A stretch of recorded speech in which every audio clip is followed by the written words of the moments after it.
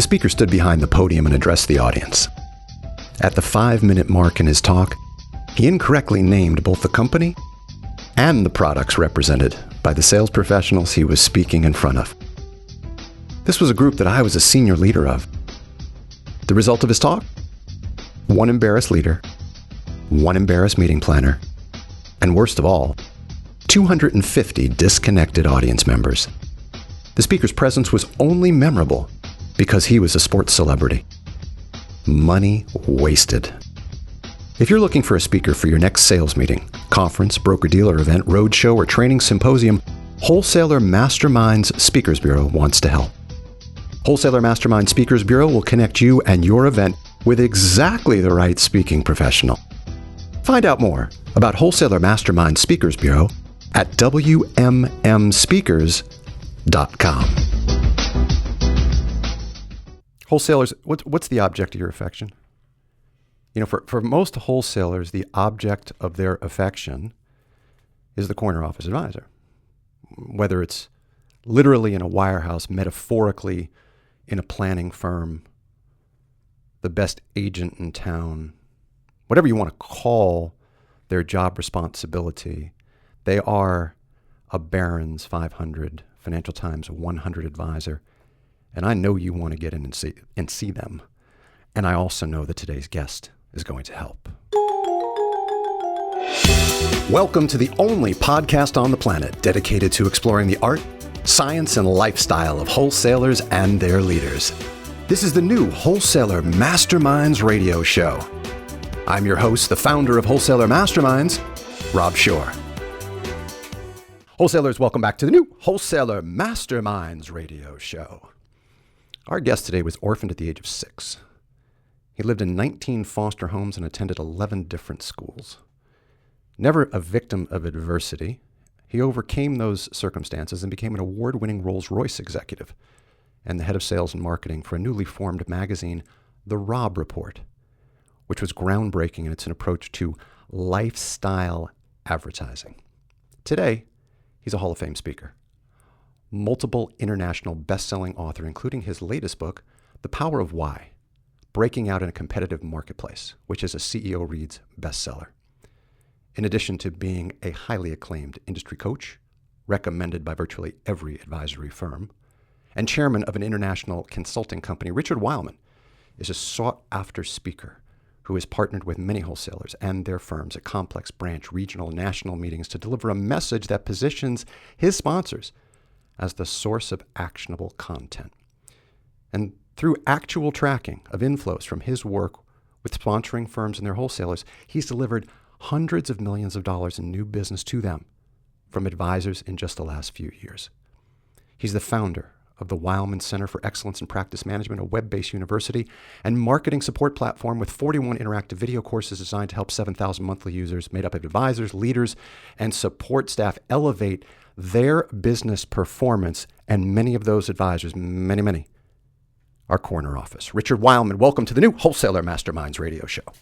Thank you, Rob. It's a delight to be with you today and have this opportunity. Well, I so appreciate you taking time out. I want to start with kind of the what you do, because I want to set the framework for why you're an authority to be talking about corner office advisors. So let's start there, because this is, we want to talk about your qualification, if you will. We want to talk about why corner office advisors, which I alluded to in the open, meaning wholesalers covet them.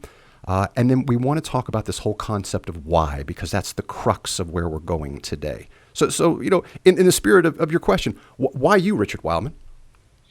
Oh, that's a wonderful question, and thanks for that opportunity. In reality, I've spent my entire life, literally. I was an orphan. I lived in 19 different foster homes, but I was always a student of the affluent and high net worth. I read every book. I went to every event just to be able to understand, if you will, that group of people. And as a result of that, got involved with Rolls-Royce and then the Rob Report. And then after I had those liquidity events, people began to call me and said, listen, will you help us market, mostly advisors and firms? You understand how to market to the affluent and high net worth. Would you help us? And I really thought I'd do it for about 6 months. You know, it's turned into a couple of decades now.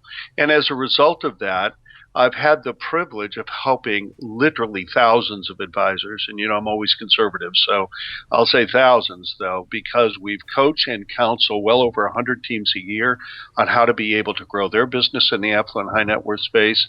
And I've really become a student of the financial services world. I'm not a product expert, but what I really understand is the mindset of that advisor, because we've coached and counseled so many of them. And I also understand the mindset of the affluent and high net worth, the advisor's trying to reach.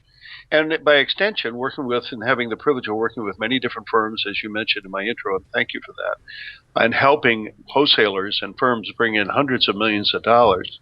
It's all because I understand at a deep base level what's really going on in the brain of these advisors who are over-marketed, under pressure, are told to meet with every wholesaler, go to every luncheon, and they're fully resistant to it because they're so busy running the practice. They just don't have time to engage with people unless they understand a compelling reason to do so. Well, that's a place to start. That's perfect. Let's start with what what advisors don't give a rip about. So you have a list, a very good list of things that advisors really don't care about, and sadly, those are some of the things that our wholesaling brethren oftentimes focus on, which of course is diametrically opposed to what we should be doing. So what are some of the things that advisors just frankly don't give a rip about, or don't give a rip about enough to have you be the person that they want to see? All right, level set. We're working all the time with advisors, and I interviewed over 40 advisors that we're coaching. I just asked the question, what don't you like about wholesalers? What do you like about wholesalers? So that today I could be very relevant to the last 30 days worth of conversations. That's awesome. Overview. They don't like merchandisers. They are absolutely fed up with this focus on my product, my this, my that. So you called them merchandisers, which is right. They don't like merchandising. And to give you, I said, okay, what do you mean by that? Yeah. I'm not going to go crazy here. I'll give you 5 or 6. We have hundreds of advisors using our product. Their response is, I could care less. So the statement that the wholesaler makes is, we have hundreds of, okay. Or we have a unique platform, or we have top ratings, or we deliver consistent returns. And their all-time favorite is, we have proprietary research. Well, so does everybody. Mm-hmm. And even in the insurance side, with some of the teams we're coaching at MDRT level and top of the table, they said, I get fed up with wholesalers coming in here talking about they have a dedicated underwriting team. Well, I can get a dedicated underwriting team. I'm a corner office guy. I'm a corner office gal. So what they don't like is this constant focus, if you will, on the features or attributes, how's that, of their offering or their firm, or somehow that's a compelling reason that I should get involved. It's kind of like going and saying, I need your business. Well, I'm happy for you, but that doesn't mean I'm going to give it to you. So they summarize that as, we don't like this merchandising approach that wholesalers take by talking about themselves, their product. One guy said to me, Richard, they have eye trouble. I this, we that, I this, we that. I wish that somehow, they would somehow connect to my perspective so I can engage. There's feedback for you. I'm jotting that one down. Eye trouble. You don't necessarily know all the work that we do, and I would understand why. But we write a Sunday night email. It goes out to 11,000 wholesalers around the world, and I'll be writing something about eye trouble. That's for sure. Thank you for that. So if this whole laundry list of the hundreds of advisors that are using the product and the unique approach or platform and the top rankings and the consistent returns and the proprietary research and the dedicated support, if all of that is really falling on more deaf ears than being impactful, what do I do? Well, first thing, reset your mind to recognize your perspective about who you are, how you do things, or what you do is not the answer to why a corner office person is going to engage with you, period. They're commendable, but they don't connect with their mind or emotion. They only relate to their perspective. And I'll tell you the 2 things they want to hear, having spent the last 20-some years working with corner office people. First thing they want to know, what am I going to be able to accomplish with your product and services by partnering with you? Secondly, how can I benefit and how do my clients benefit from using them? That's what they want to know. But I got a question about that. So on that first one, and this is kind of in the weeds, but that's what we do on the show. We go in the weeds about wholesaling. How much time do I get? In other words, your 2 things that corner office and all advisors, frankly, want to be able to discern quickly is, what am I able to accomplish by doing business with you, and how can my client and I benefit? How much time do I have to state the case? And I maybe you can answer that in minutes, but more importantly, how do I make time? How do I make that person in front of me want to hear that, I guess, is the question. So the summary point is you can get this done in literally 30 seconds to a minute. Because what we tend to do as wholesalers, we go in and we want to tell our whole story.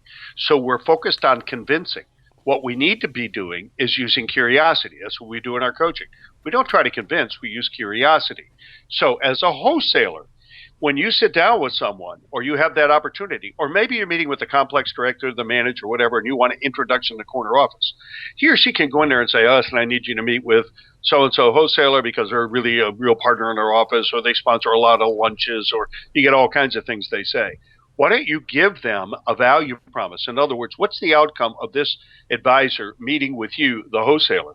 If he or she, the director, were to go in, or even if you go in, and you can say to them, I love what I do because I work for ABC Mutual Funds, and the clients here that I have in the firm tell me that I'm helping them grow their business and helping their clients achieve their financial goals.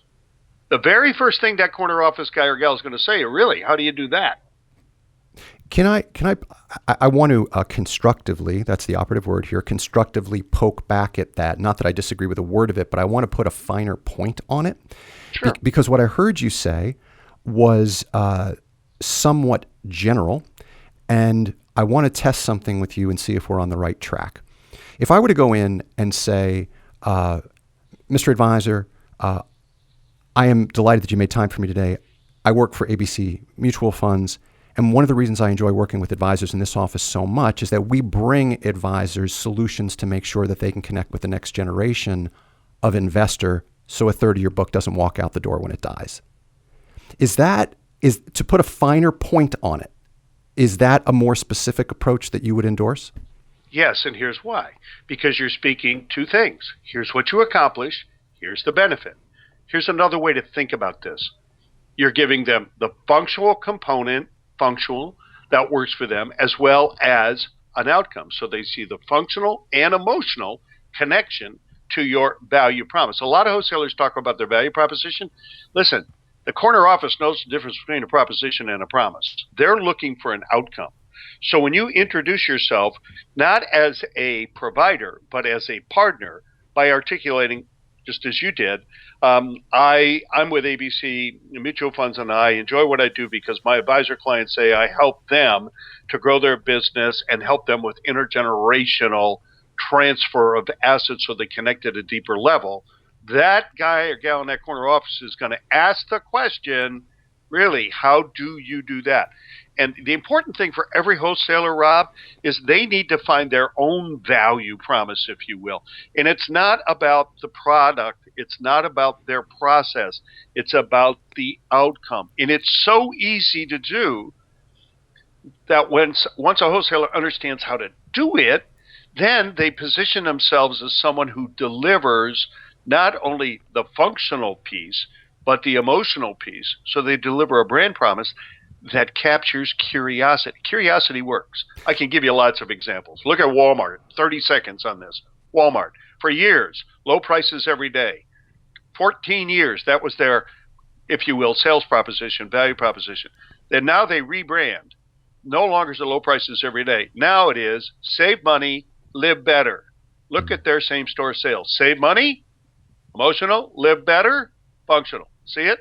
Emotional, functional. Save money, live better. That's exactly what the corner office wants to know. What am I going to accomplish, and what's going to be the benefit? Functional, emotional. Does that make sense? It makes perfect sense. Wholesalers, I think I'm going to, after the show is over, I'm going to invite Richard to go on the road with me, and we're going to come see you all somewhere because we're speaking a language that is quite similar because every opportunity we get, we talk to you about your PVP, your peerless value proposition. How do you separate yourself from the sea of sameness? It's not about product. It's not about service. It's about that thing that you can market to that'll open doors. And it's exactly what I hear Richard speaking about. I want to go a little bit further down the path in terms of kind of perfecting this. how do I, let's say I get that curiosity-inducing statement by virtue of my value proposition uncorked as I'm sitting in front of the financial advisor. You recommend that then, as Sales 101 would dictate, that I start asking some really good questions. Give me some thoughts on questions, question sequencing. What do you recommend that will appeal to that corner office advisor in terms of question? Well, that's a wonderful question in and of itself. So let me help everyone on this call. If you were to sit down with a corner office individual, and maybe you've been introduced by the complex manager, and he says or she says, the corner office guy, all right, well, come back next Tuesday. I've got some time. I got 15 minutes at 9:15. So why don't you come in, and we'll have a conversation and tell me about your stuff. Great. When you sit down with that individual, I'm with ABC Mutual Funds. I enjoy what I do because my advisor clients say I help them grow their business by providing the right solutions to intergenerational transfer. Now, this is the most important thing I've said so far, Rob. But before we get to all of that, keywords. People ask me, I've got a fund companies that have taken in several $100 million just from our work working with teams, meaning I go speak at a complex and then meet with 4 teams that day, all high producing teams. And I teach the wholesalers, when you go back to these people to follow up at the follow-up meeting, the next step meeting, as I call it. I never do follow-up meetings, next step meeting. The most important thing is introduce yourself, but then stop by providing the whatever solutions they need for intergenerational transfer, full stop. But before we get to all of that, give the advisor the power. The guys and gals in the corner office have the power. They want the power. And if you give them the power, they will begin to articulate that which it is they're trying to solve, because they don't want to buy anything. If they did, they'd just go buy it. They have access. Before we get to all of that, tell me about your practice. How long you've been here at the firm? How many people are on your team? What do you see in the future for your practice? In other words, build some rapport with this individual, not by talking about you or talking about nonsensical things, but things about them. How long you've been at the firm? How many people are on your team? You already know the answers. Go ahead, Rob. I want to interject a thought on that because it'll build on all of our learnings at Wholesaler Masterminds, everything we talk to wholesalers about. So this is that beautiful case. Richard says the opening should be, but before we get to all of that, Richard, we have done podcasts on this. We have online courses about this. We do it in our coaching. We do it in our live work. This is the place where you insert your advisor reconnaissance work. This is the place where you say, Richard, I was so enamored of the fact that before you became a nationally recognized authority and public speaker, that you worked for the Robb Report. What was it like to engage in the highest net worth publication on the planet? Which demonstrates to the advisor that you've done your homework and helps touch their heart as well as their head, which melts the natural icicles that exist around the sales situation. Would you endorse that approach? Yes, and here's how I'd summarize it. And the questions I gave you, how long you've been with the firm, obviously research on the front end. The point I want to illustrate is fundraising, hear this, fundraising precedes fundraising in that corner office. Let's get back to that. Let's make sure everybody's got that one. Fundraising precedes fundraising. Mm-hmm. That corner office is all about relationships. If you don't think so, ask them how they built this massive book of business. They've done it through relationships. What's the root word for relationships? Relate. So do your research and then ask questions to let them know, A, you've done the research, and B, to, if you will, give them some accolades and opportunities to talk about the future of their practice, the people on their team, where they see the firm going. And then once you have that sense of connection, fundraising in that meeting, then ask a trilogy question. Now, what does that mean? Mm-hmm. Most wholesalers and salespeople will ask the question, so what's the one thing you really like to change in your platform? Or what's the one thing that you're looking to accomplish for your clients? Or what's the one thing you'd like to do to refresh your portfolio? Trust me, the answers you get are throwaway answers that are meaningless and you'll never move them forward. Now, this is going to sound counterintuitive. Always ask a broad question to get a specific answer. Illustration. What are 3 things you look for when selecting an investment or an insurance or an annuity products for your clients, and stop talking. And they're going to say, well, I look for this and I look for that. And sometimes they'll give you a stall. They'll give you two answers, and it's a psychological stall. I speak on this topic a lot, Rob. So they have a psychological stall. They don't want to give you that third answer because that's the deep-seated emotional one that you can connect with. So they'll say, well, I look for, returns, and I look for, ease of access and support. But I guess that's really, those are really the only things I look for. Change the topic. Say, okay, great, Rob. By the way, you said that, one of the things you see in the future of your practice, you're going to be bringing your son in the business. What's the time frame on? Oh, we're going to have him on board and working here in about 3 years. Great. Now, by the way, what was the third thing you were looking for when selecting an investment or insurance? And they'll say, and here's what you hear. Oh, I've heard this hundreds and hundreds of times. Well, to tell you the truth, the one thing I'm really, really looking for is, or, well, honestly, I didn't want to mention this because most wholesalers don't know how to respond to it. But let me tell you what's important to me. And believe you me, that third thing is that you laser focus on that and you'll move the account. I'm just giving you one example. But wait. I want to pick around that for a second. How did I get that out? How did you get that out? Was it because you switched gears to another topic and then circled back to it?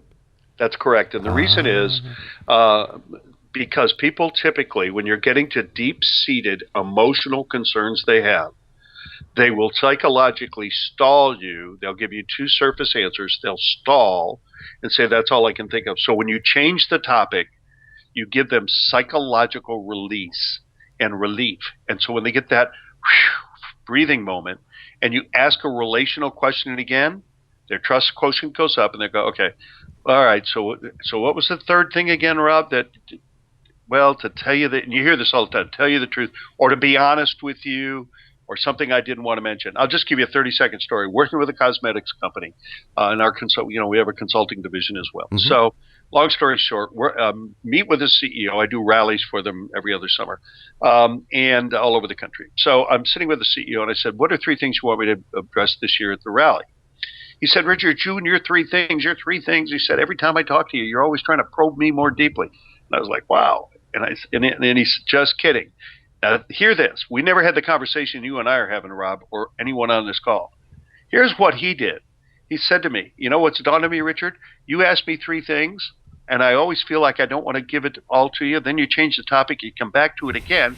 I'm telling you stuff I'm not even telling the board of directors. He said, now I'm using it with all my direct reports. I'll ask them, what are three things we need to do in distribution, marketing, et cetera? They give me two answers. Then they sort of get this dead stare in their face. He said, so I've just learned from you. I just changed the topic. Say, great. By the way, what are we doing for lunch tomorrow night? Or are you guys going to a ball game this weekend? Yeah, great. It'll be a fantastic, having a great time. Super. By the way, what was the third thing you think we ought to focus on in distribution? Well, boss, to tell you the truth, we're having a real problem with. Mm-hmm. He said, that's how I've driven 11% growth for 3 years in a row. 11 to 12%, because I focus on that third thing in each area, and that's my laser focus to help us move this company forward. Richard, now, this is for a guy we never had this conversation with, Rob. Those just if wholesalers, if there's only, I hate this phrase. I hate this phrase with a passion, but it so applies right here, so I'm gonna use it anyway. If there's just one thing that you grab from the last 21 minutes, there's your one thing to grab from the last 21 minutes. That technique sounds so powerful. I'm gonna make sure that I try that because it sounds like a very powerful technique. And the other thing that Richard said in there that's really, really important, wholesalers, is if you think that you need work in your listening skills, you need to work on your listening skills, because these things that Richard speaks about are only going to work if you are closing your mouth and opening your ears. Critically important, because you can't watch the signals. You can't follow the bouncing ball. You can't dive down into that corner office advisor's brain if you're only focused on what you're going to say. Richard Weylman, we're flat out of time. Let me thank you so much for joining us here today. My pleasure, Rob. And all I would say in summary, once they give you those three things and you get down to it, whatever that final thing is, just close right there by asking for the money. If I can show you a comparable or better fit with my funds, annuity, whatever it is, if I can show you a way to solve that one thing you're really focused on, is there any reason we can't do business? Wholesalers, Richard wrote a beautiful piece of content for us. It'll be at the website. Go check it out. It'll go back and talk about much that we discussed here today. If you want Richard to come out and spend some time with your producers at a branch a complex, a national sales meeting, some sort of divisional outing with your firms, WMM Speakers, Wholesaler Mastermind Speakers will hook you up. Wholesalers, come back next time for another episode of the new Wholesaler Masterminds radio show. You'll find all of our content at wholesalermasterminds.com, and the podcast can be found at iTunes, Stitcher, and Google Play.